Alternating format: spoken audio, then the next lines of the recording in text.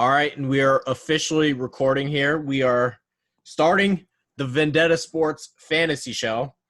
Don't have a title yet for the show yet, but I'm leaning towards Take It Deep. You know, I'm leaning towards it. But the goal here is we're gonna have a rotating group. Maybe these will be the three primary hosts, but I'm sure others will join in eventually.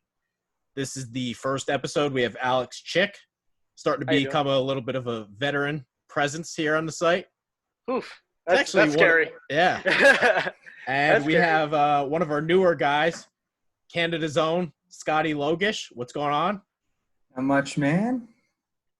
Things aren't as chaotic up here, but you definitely see all of it in the news. So I talked to these guys, and we thought it would probably be a good idea just to spend a couple minutes on what's going on in the world because, you know, there are certain opinions that if you're silent, you're violent, and sometimes it's better off to just say what you think.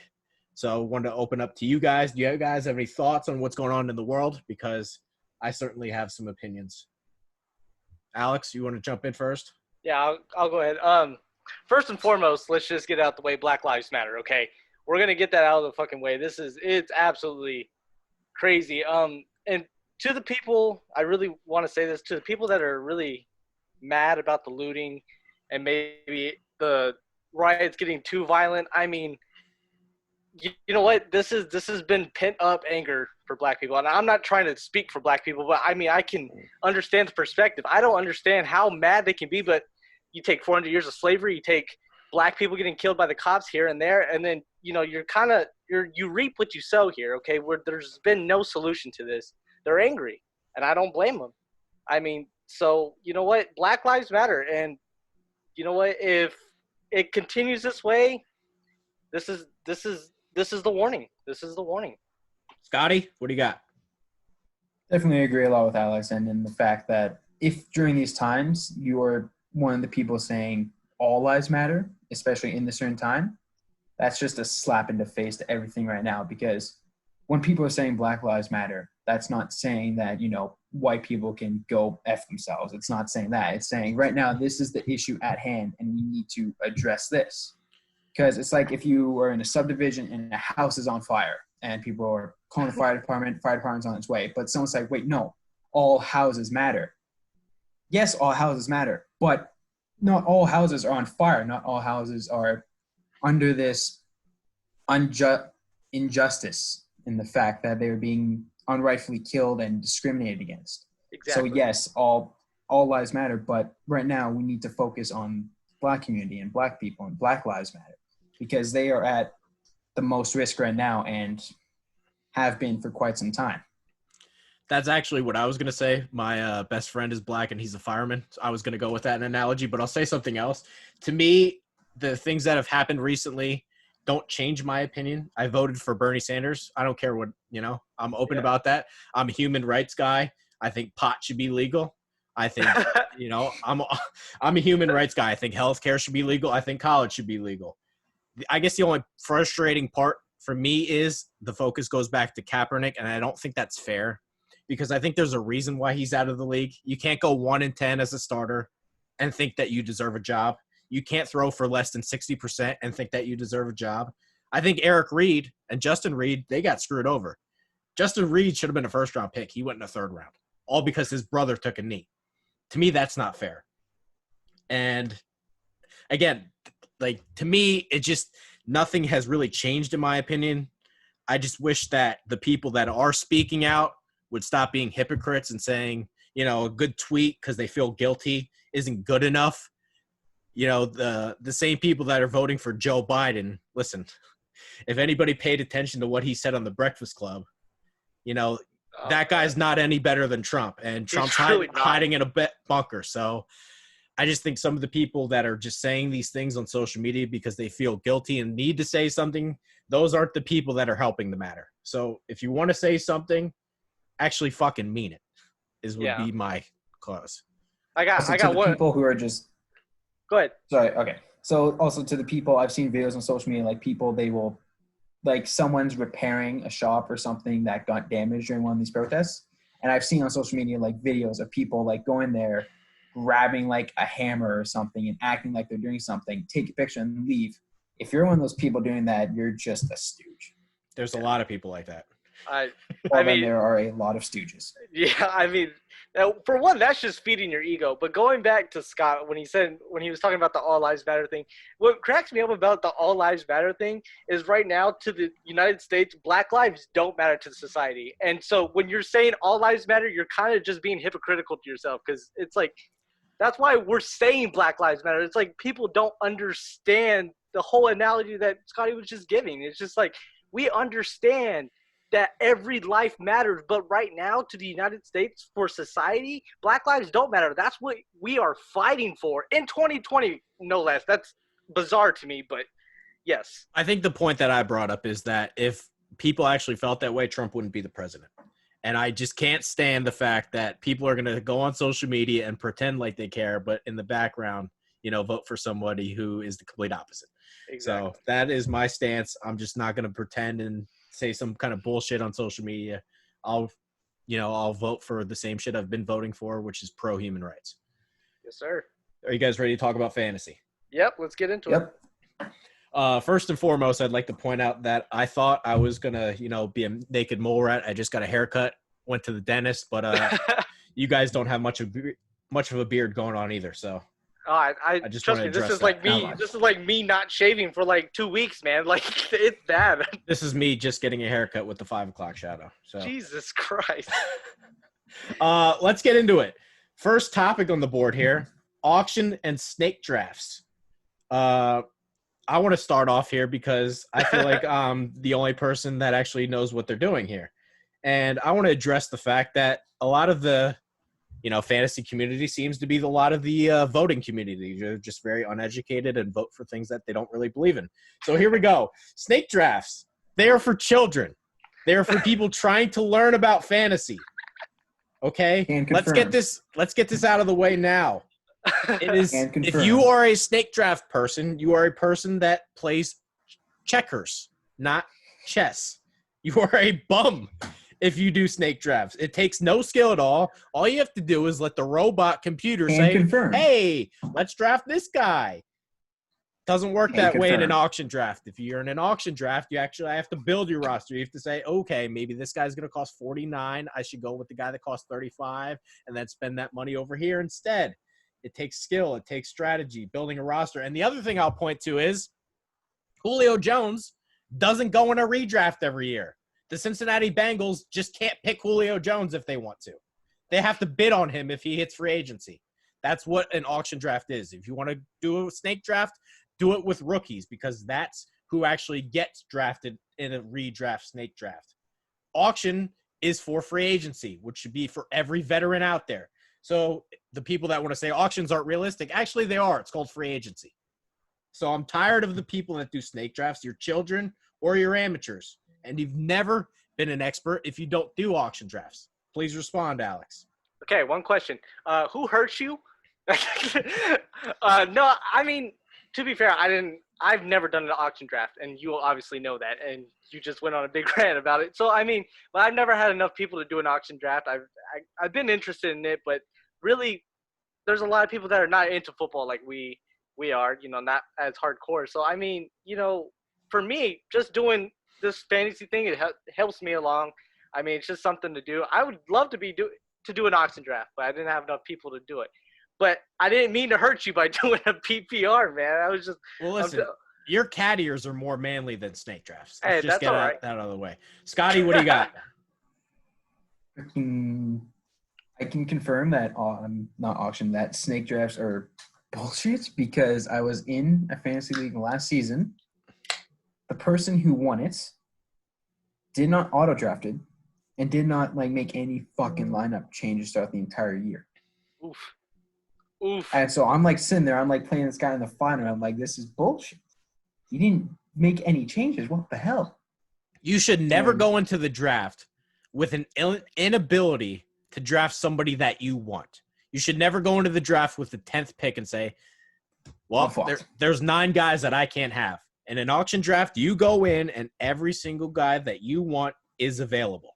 That's the way that it should be. It is the equal opportunity. If you don't get Christian McCaffrey, that's on you. In a snake draft, you can't have him. So if you want to spend the $60, $70, $80 to get him, that's the price that you pay. So in my opinion, there is no other way to draft. Now, when we do our draft, we'll have to do a snake draft because it's impossible to bid with 12 people talking over a computer. Yeah. But otherwise, there would be no option. It's kind of ironic. We're doing a snake draft even though Trey doesn't want to do it. Talk snake drafts and no. And then we're gonna do it though. We're gonna do it. We're doing it anyway. Oh man. Any other rebuttals here? Nah, I don't know, man. I don't want to hurt you anymore. I don't mind snake drafts, you know. Yeah, I mean they might be for amateurs and stuff, but I don't know. It's fun to me. I like doing fantasy regardless how we do it. Okay, I'll chalk that up as a win. Let's jump into. I will happily concede that. I will happily concede that. I was just like, man, I'm just gonna go ahead. You got it. You got that one. Take it. Let's jump into some rookies here. All right. Best short-term rookie quarterback would be. Let's start with Scotty here, who's going to make the immediate impact. Immediate impact is going to be Joe Burrow, and that's mainly because we know he's going to be the week 1 starter. With Tua, there's the recovery aspect from his hip surgery and as well as Ryan Fitzpatrick, who is kind of known for somehow bullshitting his way through camp and becoming the week 1 starter. And then with Justin Herbert, again, no idea when or if he's going to start. It depends on how well Tyrod Taylor does. And then Jordan Love. Ideally, he does not see the field for the next 2 to 3 years. Alex, what do you got? I'm with Scotty on this one. I got to go with Joe Burrow. I mean, not only is he probably going to be the week 1 starter, but even if Tua does start, I do like his receiving core more than the Dolphins have. But for me, I think it's Joe Burrow easily. I think at least for this year, maybe next year, he's probably going to be a better fantasy quarterback. But after that, I couldn't see it. I'm going to go with Tua, and the reason is I think Joe Burrow gets demolished this year. His offensive line is not good enough to handle Baltimore twice a year. His offensive line is not good enough to handle Pittsburgh twice a year. I'm not sure he's usable even in 2 quarterback leagues, to be honest with you. I think there's a chance that Cincinnati wins 2 or 3 games. I think there's a chance they have the first pick again, and mainly because I don't think Joe Burrow's really that good. I think Tua, I don't even know if he starts right away. But I think he's so much better in terms of talent than everybody else that he would be my pick. Do you guys have a rebuttal? Am I crazy, or do you have a response to that? I couldn't tell you just because, one, I don't know of Tua, but I mean, if Joe Burrow starts this whole year, he's going to put up points. I mean, even though his offensive line's not very good, they're going to be behind in a lot of games. You just said that they'll win about maybe 2 or 3 games, so they're going to be throwing the whole game. I mean, and with his receiving core, I mean, it's not terrible, even if they just got to get the ball out quick. But I don't know. I like Joe Burrow over Tua just for this year. Scotty? I do have to agree with the point that the Bengals' offensive line will not be able to handle the Ravens, the Steelers, and the Browns because those are monstrous defensive fronts. And so for those 6 games of the year, Joe Burrow is going to be on the ground multiple times a day. How many of those will be sacks? Probably about 4 sacks a game in that, at least. And he's going to get drilled a lot. Like, he'll probably be hit at least 10 different times in each game. But we still know for a fact that he will be the week 1 starter. So that's the one trick about it that I personally believe would make him a better choice than Tua because we just don't know with Tua. Let's get into the running backs, and I should mention that we're going to be talking rookie quarterbacks, rookie running backs. We will get better at all the technical stuff, hopefully add some music, hopefully figure out sharing the screen and all that. But we're going to do this first episode. Again, Alex, where can we follow you? It's at Chicks Tape Pod on Twitter. With no recent episodes of that. Well, you know, there hasn't been any basketball, man. I don't know. I don't want to talk about it, but it's coming back. It's coming back. There's going to be we're going to have a resurgence here. Yep. Scotty, where can everybody follow you at? At Twitter at Logush, LOGUSH 52. So at SLOGUSH 52 on Twitter. And I am Trey Daubert. Make sure to follow the website, media_vendetta. We are still putting out articles despite the fact that it is very hard to put out content right now. But we are grinding away for everybody. So, all right, rookie running back, short-term impact, year one, immediate starter. Let's go back to Scott. What do you have? Clyde Edwards-Helaire. And this is because running back was one of those positions on the Chiefs offense that you feel could definitely be upgraded upon. Damian Williams was good in the playoffs, but for fantasy season, we don't care about the NFL playoffs. He wasn't amazing in the regular season. And so I feel Clyde Edwards-Helaire, who put up 1,400 rushing yards in college along with 16 touchdowns, as well as 453 receiving yards in college, will be able to step right into that Andy Reid offense. And even though they don't run the ball a lot, when the running back is a viable receiving weapon, they will be utilized in that offense, especially with the screen game. Alex? Even though Trey hates PPR leagues as well as snake drafts, in PPR leagues, Clyde is going to be really good. But try to be a little bit different this time. I'm going to go with Keyshawn Vaughn. I think he'll do really well for the Buccaneers. I think Clyde does obviously a little bit better, but Keyshawn Vaughn, he definitely deserves some recognition because I think he's going to be a little bit better for the Buccaneers other than who was it, Ronald Jones or Peyton Barber? I don't remember. They both suck, but they'll be better than him. That's pretty much what it is. That's an interesting pick. Oh, by the way, we will be recording hopefully on Friday again. PPR will be a discussion, so we'll make sure to talk.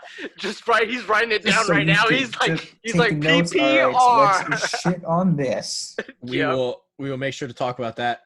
Obviously, my pick would be Clyde, but I'm going to go with Cam Akers. I think he steps into that Todd Gurley role, and I don't think he has much competition. I think best case scenario, Darrell Henderson is that third down pass catching guy, maybe a change of pace back. I think Cam Akers is special. His movement skills are off the charts. He was a 5-star recruit, one of the best running back recruits of all time ever. He just wasn't – I mean, he was still productive despite the fact that Florida State's offensive line was horrendous, and that program has gone into the ground. I think Akers is really, really special. He jumps into the Todd Gurley role, and he's going to be fantastic as a rookie. I think he's being way undervalued right now. So for top three, those would probably be our top three of the immediate impact right there. I would say, and we're not going to talk about this, but not this year, but next year, I think actually J.K. Dobbins will be the guy that you want out of everybody in a long-term fantasy league, just because Mark Ingram's 30. He'll turn 32 a year from now. I think he turns 31 sometime in the year. And by that time, J.K. Dobbins takes over on the number one rushing offense.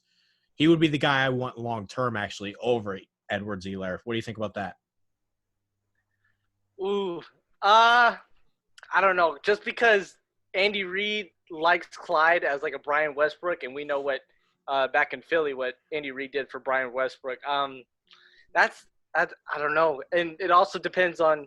I know you're not a big Lamar Jackson fan, but it's how long. So it's if Lamar Jackson is still being able to run and keeping that running back, keeping the running back free from running too. I don't know. I do like Clyde though. I like Clyde a lot, even though he's in my division. Fuck that guy, but he's a good guy. I hate him, but he's awesome. He's awesome. He's good. But that's how I feel about Mahomes. I hate that guy, but god damn it, he's good. Like, Scotty, you have any rebuttal for maybe J.K. Dobbins is the guy that everybody should want long term? Yeah, I'll go with Jonathan Taylor, running back for the Colts, because I believe after this year, Marlon Mack's contract is up. And that would be correct. Them drafting Jonathan Taylor, Marlon Mack's going to be out. Jonathan Taylor's going to be in, and the Colts have at least a top 3 offensive line in football. You can make an argument for them to be the number 1 offensive line in football. And given the uncertainty of their quarterback position in the future years, we know Phillip Rivers is there this year, but is he going to be good? Is he going to stay around for another year? Who the hell are they going to have in the next few years? they're going to rely on that run game. They're going to rely on the offensive line, pound the rock, milk the clock, play that way, play a lot like the Ravens do right now. And so that's why Jonathan Taylor will be a great choice. All right, let's jump into bust rookies, guys that short-term, long-term, you just don't want in fantasy, whether it's a redraft league or a keeper league. Let's start with Scott. What do you have here for quarterbacks? Quarterback, I'm going Justin Herbert because, again, out of all the rookie quarterbacks aside from Jordan Love, out of all the first-round rookie quarterbacks outside of Jordan Love, I can see him not playing at all this year. He has a chance to, but if Tyrod Taylor doesn't shit the bed, there's definitely a chance he doesn't see the field at all this year. And also, we've seen this before. Big guy, strong arm, athletic, and then just turns to crap. Seen it with Paxton Lynch. Now, I'm not comparing Justin Herbert to Paxton Lynch. I'm just saying it's a possibility. We've seen it before. And also, that Chargers offensive line is still kind of suspect. It's gone better with the signing of Brian Bulaga, but they traded away their left tackle. And in the division, I know the Raiders pass rush isn't the best. Well, relax. Let's not even bring in the Raiders into No, go ahead. It's not amazing, but when you talk about the Broncos and Von Miller and Bradley Chubb, Justin Herbert, if he does play, he'll be eaten alive by those two. And so he just won't be able to be productive under those circumstances if he's constantly running for his life. Alex? Oh, my gosh. What was the fucking question? Oh, yeah. I'm with Scotty on this. Justin Herbert. I said it right after draft day. I said he's a bust. He's a bust. Like, fantasy-wise, NFL-wise, he's a bust. If he plays at all within 3 seasons, you're looking – he's going to play horrendous. And you know what? He might be out of the job in 3 years. Especially against the Raiders, right? Yeah, of course against the Raiders. They're not winning against the Raiders ever. No. But I do think he's a bust. I don't think he'll be in the league in 3 years. I think Chargers have a real problem at quarterback, honestly. Well, I guess I hate to disagree with everybody, but, I'm going with Herbert as well. Number one reason is I actually think Tyrod Taylor is going to start the whole year. And the reason is I actually think he can win some games. Their defense is good. If he can run the ball effectively, which he always has been in the past, lean on Eckler in the short passing game, I think there's a chance that Taylor does a good enough job that Herbert doesn't play at all this year. And then moving beyond that, I just don't think he's accurate enough. Yeah. His accuracy really, really worries me. I don't love him, and I don't think Anthony Lynn can actually develop him. It would be one thing if Herbert went to a good landing spot, bad offensive line, shitty head coach, and I don't like Herbert to begin with, so he would be my pick. Bust running backs. I'm going to actually jump in here first because this goes against what Scotty said. I think Jonathan Taylor would be a guy I would not draft. And, yes, I do love their offensive line, but out of the 5 premier running backs, he would have been the guy I would not have drafted just like as an NFL GM. Number one, he fumbles constantly.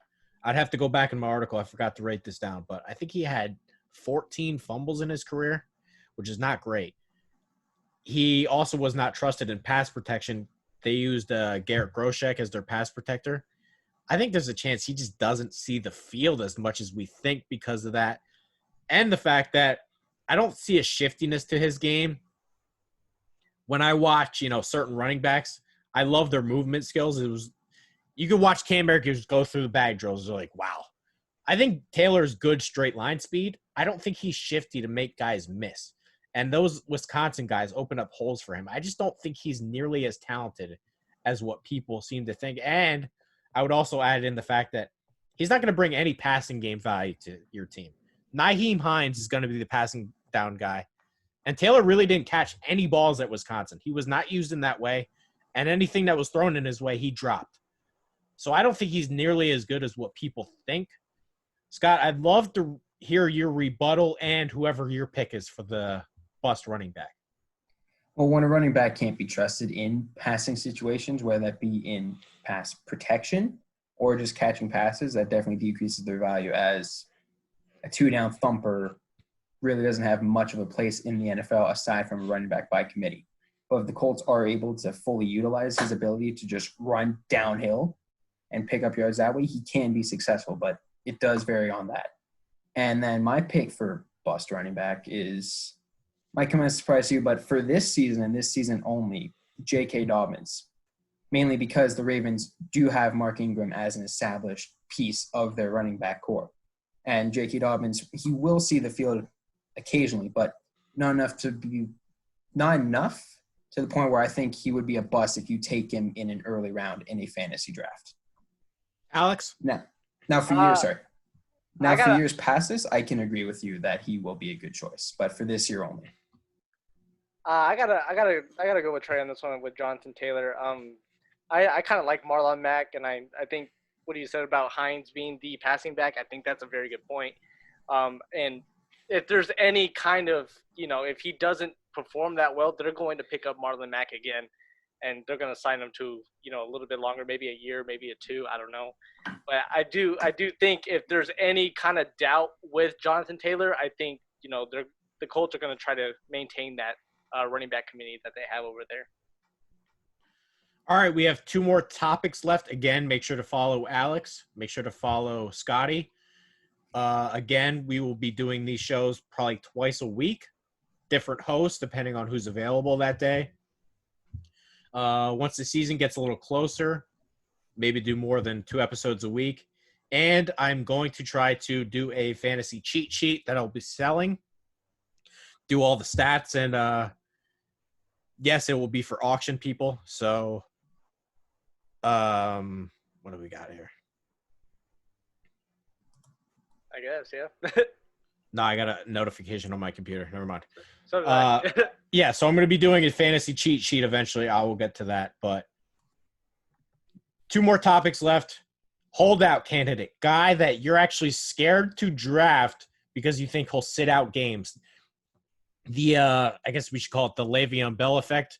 I benefited from this one. I had James Conner in all my fantasy leagues that year, and it paid off fantastically well. So let's go to resident Steelers fan. Anyone who didn't draft Bell that year benefited. Let's go I drafted him that year. I hated myself for that, actually. Let's go to resident Steelers fan, Scotty here. What do you got for your holdout guy? So I've got 2 guys. One, very obvious, Dak Prescott, as he has already not attended a single part of the virtual offseason. Make it very clear that he will likely hold out to get whatever money he wants. But another player who plays the same position as Le'Veon Bell, Aaron Jones. He's entering the final year of his contract, and he had, I believe, more rushing touchdowns than Christian McCaffrey last year. And we all saw Christian McCaffrey got paid. So Aaron Jones definitely should and probably will try to leverage that production last year to get a long-term deal. And if a holdout's necessary, a holdout's necessary. Alex? Before I move on to mine, I will say about Aaron Jones, I think he doesn't even score that many fantasy points this year. If he holds out or not. If he doesn't hold out, I think he doesn't even do nearly as well this year. I think because A.J. Dillon's a bigger back, and a lot of Aaron Jones' touchdown came from within the 5-yard line last year. A.J. Dillon's 6 foot. He's 250 pounds almost. I mean, he's gonna be their goal line guy for touchdowns. So Aaron Jones doesn't even get nearly as many touchdowns this year. So you know what? It's a double-edged sword with him. As far as my guy, I'm actually gonna go with Alvin Kamara. I think he's gonna have I don't know. I think he lost a lot of kind of reputation last year. He was still a top 10 fantasy back, but I think he thinks he's worth more than he is. I just can't see it. And Latavius Murray, and I know who he is because he played for the Raiders. He's proven that he can carry at least that running game in New Orleans a little bit. So I think Alvin Kamara thinks he's a little bit more worth than he is, and I think if he holds out, Latavius Murray is probably going to be a better option there. Dak would have been my pick, but since Scotty used that one, and I would say maybe, think about picking up Andy Dalton in a deeper league. I'm going to go with Joe Mixon. I think that guy sucks. He sucks. And I think that Joe Mixon thinks that he's good. It's one thing, I do think Cincinnati would cave, but I really do think Joe Mixon would, he's such a bum. He would hold out. He would be the guy that says, I want my money and I want it now. Yeah. Exactly. Melvin Gordon thought he was I'm going to hold out. I'm not good enough to hold out, but I'm going to hold out. Exactly. Yep. Melvin Gordon thought he was Zeke Elliott, but he's not. Joe Mixon thinks he's Zeke Elliott, but he's not. So I think he's the guy that actually, on a bad Bengals team, would say, fuck it, why am I going to show up? I want my money. Yeah. No, that guy, I hate that guy. He's fucking terrible. I just hate him by default. Yeah, well, yeah, division revival and all. I got you. You gotta hate him. All right, final bit of the show. We're going to do this little segment for however long it lasts, or if you guys like it. Who the fuck is that guy? Eventually, I'll drop the Conor McGregor thing in there once I learn how to do that. But Scotty, who the fuck is that guy? Potential deep sleeper that you're not even going to draft, but somebody that could actually win your fantasy league for you. I'm going with Benny Snell Jr., running back for the Pittsburgh Steelers. Oh now, there are a lot of variables. What was that, Alex? I was like, who? I was like, okay. No, he's on my list. I'll draft him. Oh, damn. All right. Okay. I don't know if I'd necessarily draft him, but he was productive last year when filling in for James Conner. On 108 carries, he had 426 yards and 2 touchdowns. Now, receiving, not much to be said there. 3 catches, 23 yards. But he had a 3.94 average yards per carry throughout his time when he filled in for James Conner. And his best game, which was, I believe, against the Ravens, final week of the season, he had 18 carries for 91 yards and a touchdown. So when he's given the ability to start, he will be productive. And throughout all of last year, he averaged 4 fantasy points a game. And you might be like, well, so what? It's 4 points. But he only got touches against the Browns, at the Cardinals, against the Bills. And I don't even really want to count the Bills game because those were 2 carries. And then at the Jets and Baltimore. So in the span of 5 games, despite only playing in 5 games and being used in 5 games, he averaged 4 points per game across the entire season. So if you take his sample size and you grow it and expand it across the full season, he's a very productive running back. Now, this hinges on a lot of things, like if James Conner can stay healthy or not. Because if James Conner goes down, pick up Benny Snell on the waiver wire. He will be productive. No, I'm definitely drafting Benny Snell. He is actually a lot higher on my list compared to other people. I also did forget 2 topics. We're going to have to come back to those. But Alex, who the fuck is that guy? Well, now his was like, who the fuck was that guy? My guy, they're kind of known. I was like, well, damn. I got kind of 2. They're kind of, they go hand in hand. No, use one. Well, one? Okay. Well, they're both from the Jets. That's why. No. Use one and use the next one on Friday. Okay. Well, we'll go with Brashad. I don't know. Brashad Perryman, wide receiver for the Jets. That's weak. Well, I don't know. I know who that is. Well, I don't fucking know. He's the number 1 wide receiver right now. Well, I would say Denzel Mims then. But he's a rookie, and people kind of know the rookies. I don't know. Well, okay. This is weak. All right. You know what? Okay. I got one more. Okay. Jonnu Smith from the Titans. How about that one? Oh, I know who that is. Oh, my God. Well, I'm glad you guys are all very knowing. Okay. A little better. Okay. That one's a little bit better. Okay. Well, I'm going to go with that one then. I like Jonnu Smith because, first of all, other than A.J. Brown and the Titans, there's really no one else to throw to that's, kind of noteworthy. And you're also you got to expect that after a year under his belt, people are going to focus on A.J. Brown more. Being that fantasy leagues, they really rely on touchdowns, and touchdowns get you a lot of points. Tight ends are usually they're usually your prime target for touchdowns. I like Smith just because he's going to be the touchdown threat for them, I think. Even though Ryan Tannehill doesn't throw that much, Derrick Henry is a huge-ass back. I mean, you got to throw some flavor in there. I think I'm going to go with Smith from the Titans for your touchdown. I don't even want to really say this, but I think there's a chance Jonnu Smith is a top 5 fantasy tight end this year. I think so. Little do people know this. He's probably actually their backup running back, too. He got some carries this year. I didn't know that. And I did not know that. Yeah. Delaney Walker is finally gone for the first time. Jonnu Smith will be the primary tight end for the first time in his career. Actually, really athletic guy, so that's a good pick. But in true form of the game, which you guys did not really participate, but I'm going to go with who the fuck is that guy? Alex, Mo Alley Cox. Cox. Right now. Oh, I know who that Who? is. Wait, Mo- who is it? I've heard the name. Mo Alley Cox. He is currently the third-string tight end for the Indianapolis Colts. He was a former basketball player for VCU.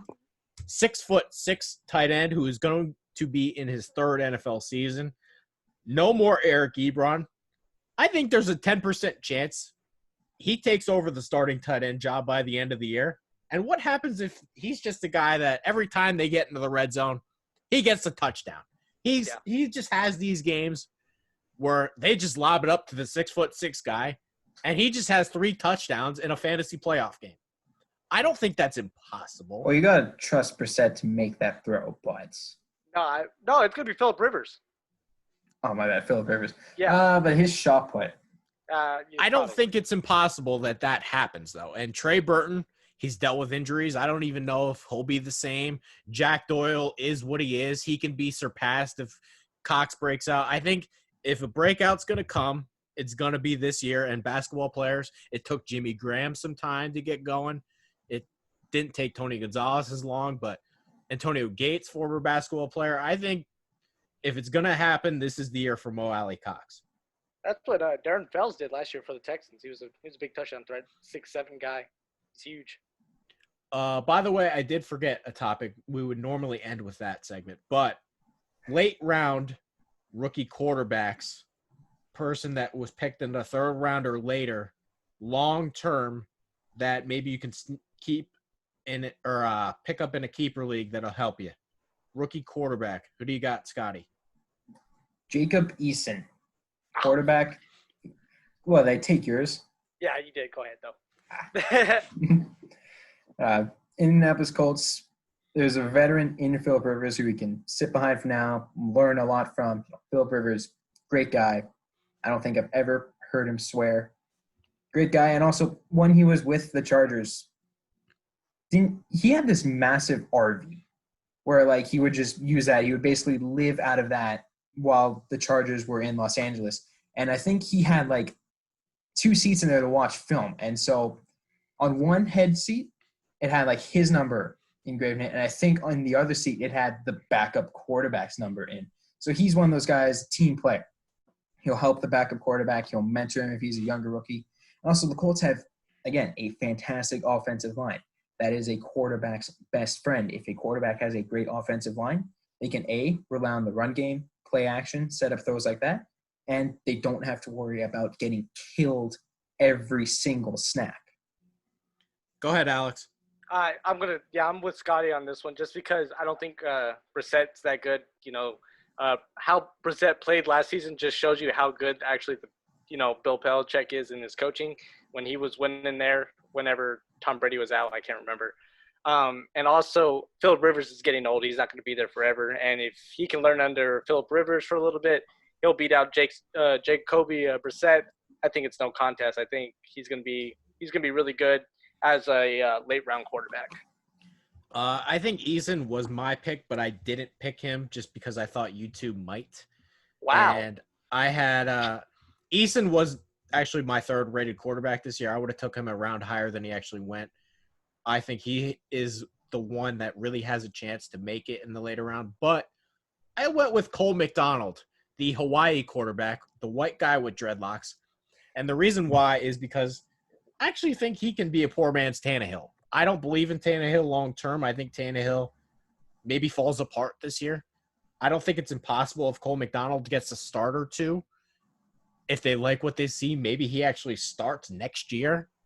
He's athletic and all this. He's got a weird throwing motion, but all this guy does is throw buckets down the field. He's not accurate, but he kind of winds up and he finds his delivery downfield. I think he's interesting. He needs some work, but I think there's a chance he could actually turn into a starter for them. Not probable, but possible. Nice. I like it. All right, last one. Late round rookie running back. Maybe it doesn't help you this year, but helps you down the road. Alex, what do you have? Well, for me, it's the same person. For the earlier topic, I like what's his name? Keyshawn Vaughn. I like him. I think he's third round. And then when I was looking at the other running backs that were chosen third round or later, I was like, I don't like any of these guys. Maybe Zach Zach Moss. But other than that, I didn't really like anybody. You got to think that the Buccaneers are going to be struggling. Of course, not with Tom Brady, of course, but they're gonna build up that offensive line, and I think he's gonna end up being an emergence as of a good running back for them. Third rounder later, give me Keyshawn Vaughn again. Scotty? Give me Anthony McFarland Jr., running back for the Pittsburgh Steelers.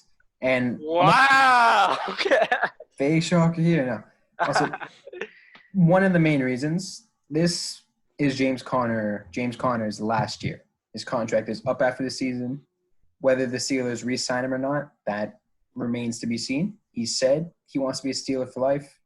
We know what happens when players say that. Look at Le'Veon Bell. Ooh, you felt kind of hurt on that one, okay? Just a bit. I didn't draft him in fantasy, but so I'm fine. But right.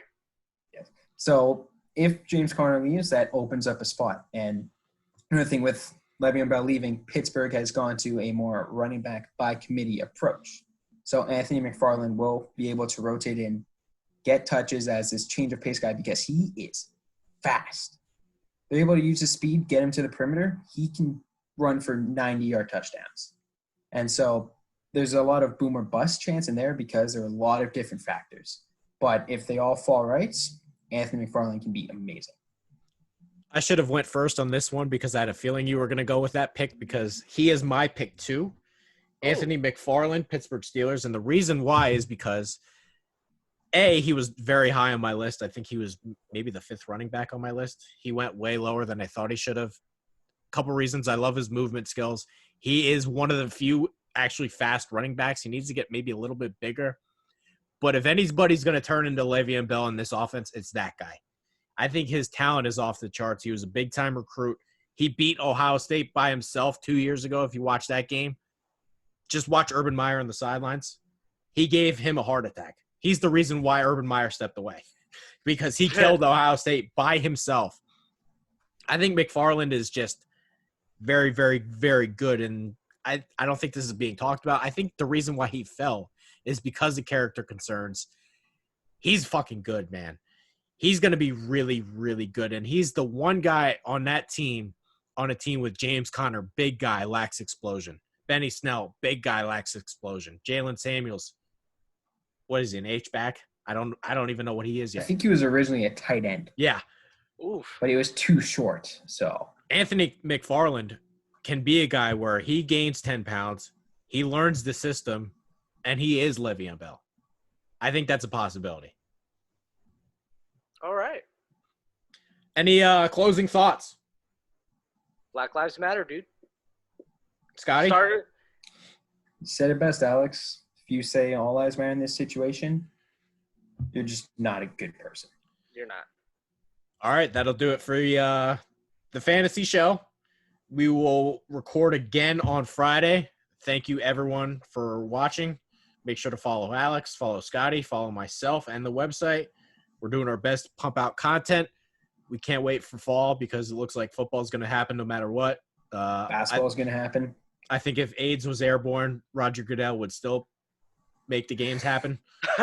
So probably. All right. Until next time, thank you guys for watching, and we will see you soon.